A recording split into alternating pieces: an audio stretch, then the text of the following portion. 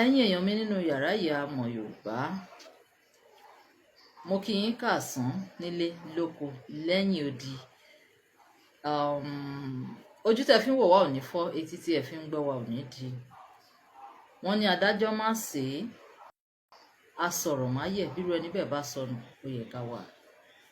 Níwòyí àná rèé tí mo sọ fún wa lórí ìkànnì yìí wípé iṣẹ́ tí a máa lò fún ọdún tó fi jẹ́ pé lásìkò ọdún yìí àwa náà a ní bá wọn ná ojú níbi tí wọ́n bá ti ń ná owó. Ẹ máa wọlé ẹ̀yin olólùfẹ́ wa lórí ìyá ìmọ̀ Yorùbá, ẹ máa wọlé bẹ́ẹ̀ ṣe ń wọlé.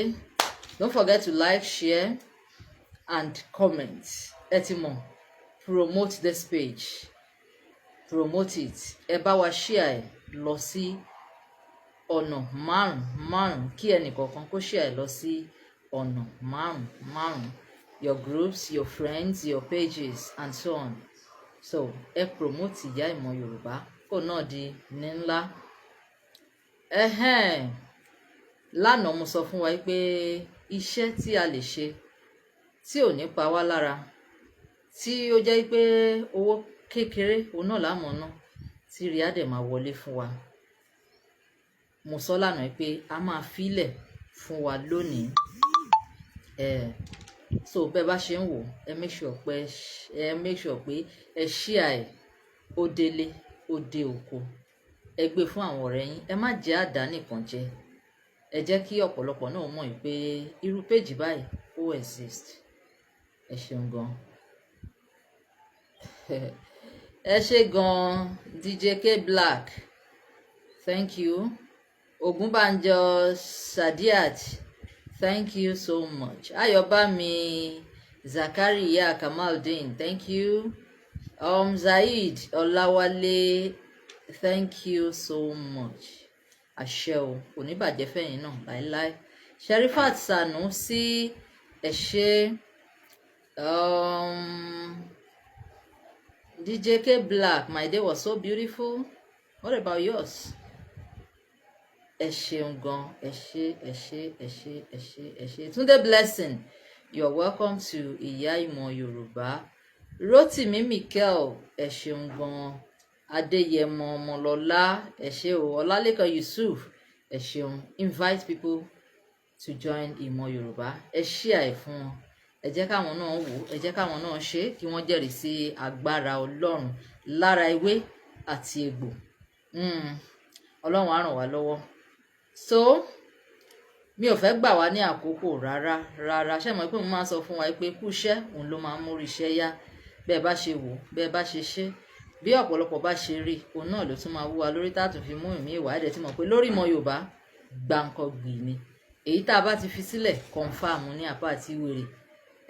A yàtọ̀ sí àwọn ìkànnì, àwọn page, àwọn group tó jẹ́ pé nígbà tó bá fẹ́ fi sílẹ̀ wọ́n á ní ẹ pè, tẹ́ bá ti pè ẹ máa san kinní kan, tẹ́ bá ti pè káàdì lẹ máa fi ṣe.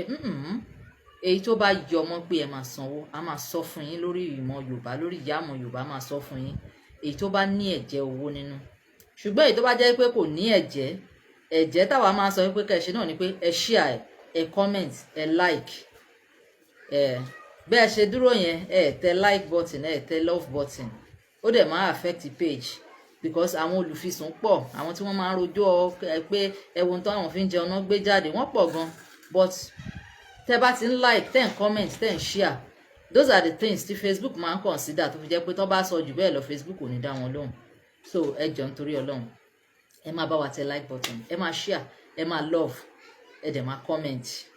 Ọlọ́run á máa ràn wá lọ́wọ́. Gbogbo ohun tí a bá ti ń mú tá à ń finú kan ṣe a máa jẹ́ fún wa láṣẹ Olódùmarè ọba. Mo ní àṣejẹ tá a fi ń rí owó ńláńlá. Bẹ́ẹ̀ ni, àṣejẹ tá a fi ń rí owó ńláńlá. Bàbá mi kan tó fi iṣẹ́ ilé mi lọ́wọ́, wọ́n ti di olóògbé báyìí. Ṣùgbọ́n bàbá máa sọ fún mi pé iṣẹ́ yìí àwọn fi kọ́lé, iṣẹ́ yìí àwọn fi ra mọ́tò, iṣẹ́ yìí àwọn fi ṣe nǹkan rere téèyàn ń ṣe láyé. Èmi náà kọ́kọ́ wò pé iṣẹ́ wò. Nígbà tí wọ́n filẹ̀ mo wò pé ṣojú báyìí lọ ni. Ṣùgbọ́n a dúpẹ́ lọ́wọ́ Olódùmarè ọba. Nígbà táwa náà gbìyànjú a rí pé iṣẹ́ ni lóòótọ́. Bẹ́ẹ̀ ni, èyí tí wọ́n pè ní àṣírí nìyẹn. Àṣírí àwọn bàbá kan tí wọ́n kàn fi lé wa lọ́kọ́ yá ìwọ náà gbà máa fi jẹ́ èèyàn. Ọ̀pọ̀lọpọ̀ iṣẹ́ tá à ń fi sílẹ̀ fún yín ló jẹ́ pé a máa rìnrìn àjò rẹpẹtẹ ká lọ bá àwọn tó kan ẹlòmíì ọ̀pọ̀lọpọ̀ wọn owó ni wọ́n ń gbà lọ́wọ́ wa tán fi ń filẹ̀, ṣùgbọ́n táwa bá ti dórí ìmọ̀ Yorùbá à á yọ̀ǹda ẹ̀ fún yín pé ẹ gbà, bẹ́ẹ̀ ni à á yọ̀ǹda ẹ̀ fún yín pé ẹ gbà, ó yẹ lọ ṣe ẹ̀yin náà ẹ lò ó. Kí ni ìdùnnú èèyàn tó kọ oògùn jọ sínú ìwé tí àwọn èèyàn sì ń jìyà tó sì mọ nǹkan tí wọ́n lè lò tó wá sọ pé nítorí pé wọn ò ti lówó láti wá ṣe lọ́dọ̀ òun tó sì ń kó sábẹ́. Oògùn kì í gbénú ìwé ṣiṣẹ́. Ìdí nìyẹn tí àti pé ká sọ pé bí Olódùmarè ṣe rán oníkálukú ọ̀tọ̀ọ̀tọ̀ ni. Ẹ jẹ́ kí n fi lórí ibẹ̀ pé ní tó Olódùmarè rán wa òun náà làwa ń ṣe. Ọlọ́run á máa ràn wá lọ́wọ́. Àwọn kan ń béèrè pé táwọn bá fẹ́ support page yìí báwo làwọn ṣe lè ṣe. Nọ́mbà tí ẹ lè fi support page wa, account number wa 30711930111 òun náà ni account number tí ẹ lè lò láti fi support page yìí.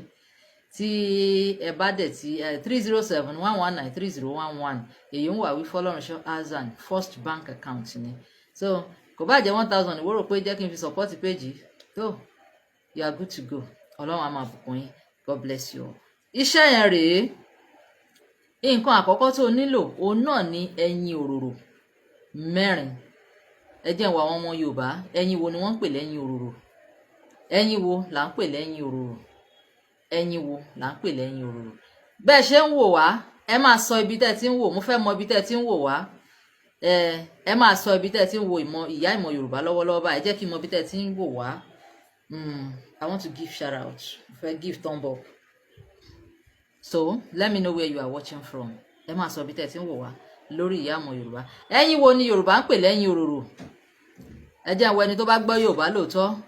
Ọmọ Yorùbá o tó gbọ́ Yorùbá o. Ẹ ṣé Ọláníyì Musiliu from Òṣogbo ẹ̀yin tọ̀ṣúnú ẹ ṣeun gan. Ẹyin ìbílẹ̀ tó mọ́ dáadáa. Mo fẹ́ wọ ẹni tó gbájú ni o. Sekinat Àìmàsìkò. Afọlábí ẹyin adìyẹ ìbílẹ̀ ẹyin adìyẹ ìbílẹ̀. Okay Aunty Sekina mo wò yín látẹ́wọ́. Ayé máa celebrate yín, wọ́n máa pàtẹ́wọ́ fún yín léyìí tó kù kọ́dún yìí kó parí láṣẹ Ọlọ́run. Ẹyin adìyẹ ìbílẹ̀ tó mọ́ dáadáa. Ẹyin adìyẹ ìbílẹ̀ tó mọ́ dáadáa. Tá a bá tún wá fi ti òòjọ́ sí kò sí rọ́ńbẹ̀, ṣùgbọ́n ọ̀pọ̀ ìgbà ló jẹ́ pé a lè rí tòòjọ́, ṣùgbọ́n ẹ fi ṣe ẹyin adìyẹ ìbílẹ̀ tó mọ́ dáadáa. Sekinat Àìmàsìkò òkè Lagos Island mo kí yín. Táíwò Lateef ẹ̀yin tèkó.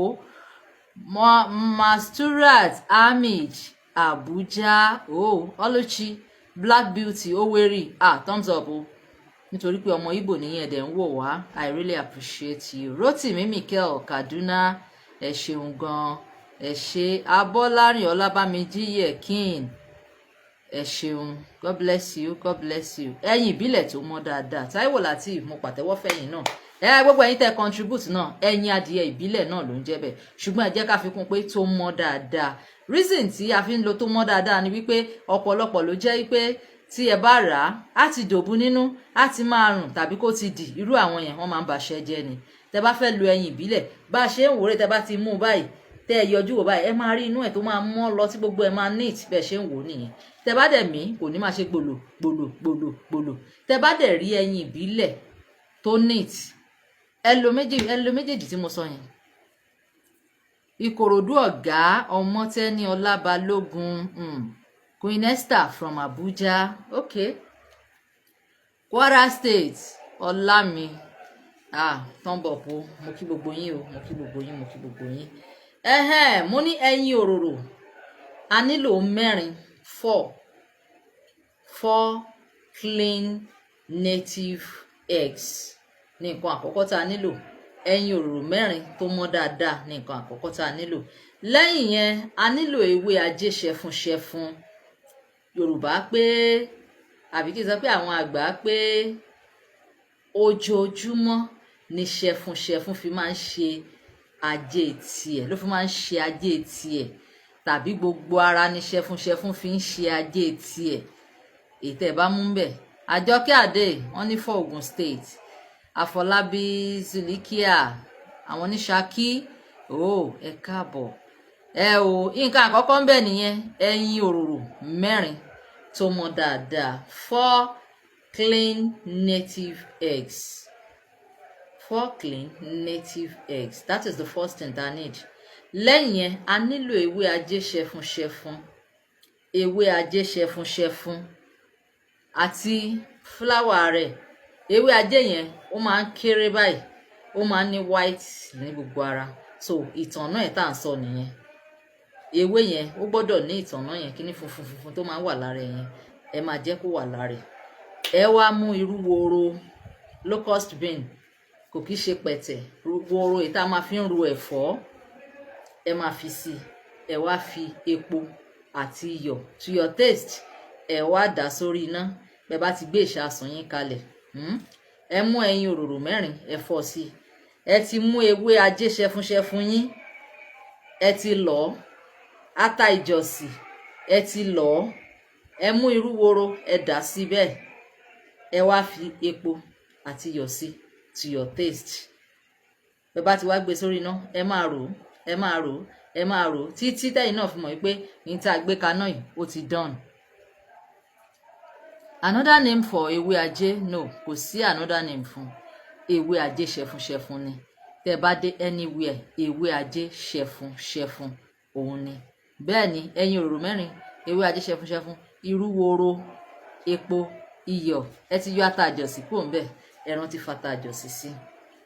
So tẹ́ bá ti wá sè é, tẹ́ bá ti sè tán, ẹ sọ kalẹ̀ sí orí òṣùká. Bẹ́ẹ̀ bá ti sọ kalẹ̀ sórí òṣùká, ẹ wá ṣàdúrà sí dáadáa. Pé ẹ gbé mi kúrò nílẹ̀ pẹ̀pẹ̀. Ẹ wá fa èmi náà sókè. Ó yá, èmi náà fẹ́ gòkè, èmi náà fẹ́ là, èmi náà fẹ́ jẹ́ èèyàn. Ẹ wá lọ gbájére wá fún mi, nítorí pé gbogbo ara báyìí ni ṣẹfun fi ń ṣajé tiẹ̀. Kémi Ọlábísí Lọláwà kí n fi gbogbo ara ṣajé. Gbogbo ohun tí mo bá ti ṣe lónìí kó dajé, kó dọrọ̀, kó dire gbogbo fún mi. Gbogbo ohun tí mo bá ti fayé mi dáwọ́lé báyìí kó dajé, kó dọrọ̀, kó dire gbogbo fún mi. Èmi náà fẹ́ jẹ́ èèyàn, kémi náà ò dé èèyàn. Bó bá ti wá ṣe tán, wà wá mú, wà wá jẹ. Iṣẹ́ ni tó dá mi lójú tí mo fi ọwọ́ ẹ̀ gbáyà. Wí bẹ́ẹ̀ jẹ́ bẹ́ẹ̀ tí Olódùmarè ọba ni o. Ṣùgbọ́n iṣẹ́ tó bá dáni lójú, wọn la máa ń fi ògùn ẹ̀ gbárí báyìí ni. Mo fi iṣẹ́ yìí mo fi gbárí wípé ẹ lọ gbìyànjú ẹ̀.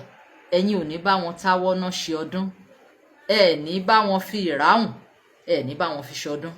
Ẹ lọ gbìyànjú ẹ̀. Bẹ́ẹ̀ bá lórí ọ̀fẹ́, ẹ jẹ́ lẹ́ẹ̀kan péré lọ́sẹ̀, kẹ́ ẹ wá wò ìyanu tó máa ṣẹlẹ̀. Àmọ́ ẹ má gbàgbé, bẹ́ẹ̀ bá ti ń jẹ́ new member, tẹ́ ń join, bóyá ẹ ti rò wípé ayé yín ti wà stagnant, everything ti dúró sójú kan náà, kò yé yín mọ́. Nǹkan àkọ́kọ́ náà ni wípé ẹ kọ́kọ́ máa fi tọ́ yín wẹ̀. It is very very good. Àti sọ láìmọye ìgbà, ìwọ tó o bá lọ́mọ, mú ìtọ̀ fi wẹ ọmọ ẹ̀. Kì í jẹ́ kí apá ayé ó ká àwọn ọmọ, kì í jẹ́ kó ń burúkú ó wọlé sí wọn lára. Ẹ má gbàgbé, mo ti vow pé gbogbo program tá a bá ti ń ṣe báyìí máa sọ̀rọ̀ ìtọ̀, because most wa mọ ìwúlò ẹ̀ rárá. Mọ ìwúlò ẹ̀, and nǹkan tó dẹ̀ dáa tí Olódùmarè fi sí wa lára tá a lè lò láti ran ara wa lọ́wọ́ ni. So tó bá lọ́mọ kékeré láti sìn, bó bá ti tọ̀, máa fi wẹ̀ wọ́n. Ọwọ́ burúkú ò ní wọlé sí wọn lára. Ìrìn àjò tí wọ́n rìn tó há, tí rìn àjò 40 ọjọ́ tó di 40 ọdún mọ́ wọ́n lọ́wọ́, tí wọn ò ní rí bẹ́ẹ̀, máa lò fún wọn, máa dẹ̀ lò fára ẹ̀ náà. Gbogbo òdè tó bá wà nínú ẹ̀, gbogbo ohun tí àtàjọsìn ò níye, àtàjọsìn yẹn ò níye. Tó bá níye màá ti sọ, ẹ ti mọ̀ pé mi ò kí ṣe irú mistake bẹ́ẹ̀. Ṣùgbọ́n in tí ò bá níye, kí la fẹ́ sọ pé ó níye fún? Àtàjọsìn yẹn ò níye. In tí ọwọ́ ẹ bá ti bà, òun náà ni kò fi ṣe. Bí ìwọ bá ṣe ń jata sí ni, bó bá ṣe fẹ́ kó hó yé sí, bẹ́ẹ̀ náà ni kò ṣe ṣe.